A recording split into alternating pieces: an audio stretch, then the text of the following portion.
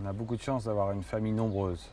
Et tout le monde sait, quand on doit s'occuper d'un malade, le plus important c'est de le rassurer en fait. Et la présence physique est fondamentale pour rassurer quelqu'un.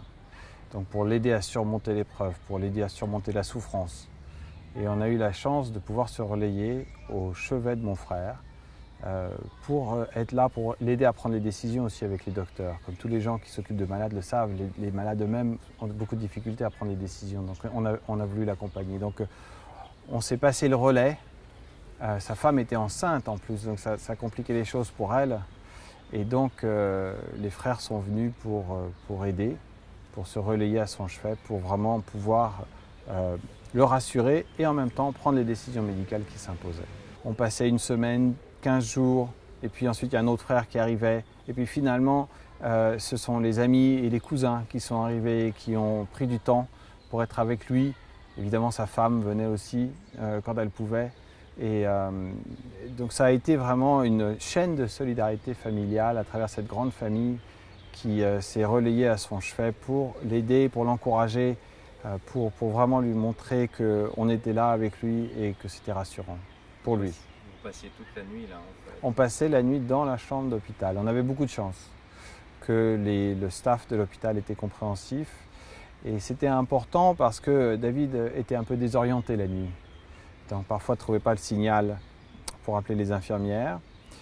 Donc il fallait qu'il y ait quelqu'un qui soit là. Et puis c'est très rassurant de dormir avec quelqu'un. Et l'hôpital c'est quand même assez anonyme. On voyait bien, d'ailleurs on était en communication avec les autres patients qui étaient au voisinage de sa chambre. Et effectivement, quand on est très malade, c'est formidable d'avoir quelqu'un dans sa chambre pour la nuit qui est un moment où on perd un peu ses repères.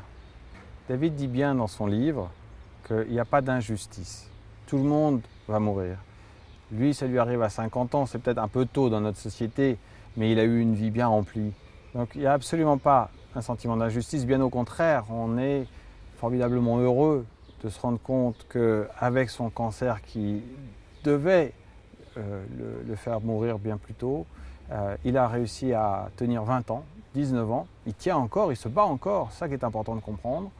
Évidemment, quand Régis Debray a dit à mon frère, à son chevet, après la première opération l'été dernier, alors les framboises et les brocolis, ça ne suffit pas, c'était une question que tout le monde allait se poser quand l'auteur d'Anticancer retombe malade du cancer. Et David dit dans son livre, clairement, ça ne remet pas en question la méthode anti-cancer. C'est une des réponses du livre, une des raisons d'écrire ce livre, parce qu'il ne voulait pas que les gens qui ont eu espoir grâce à ces livres le perdent.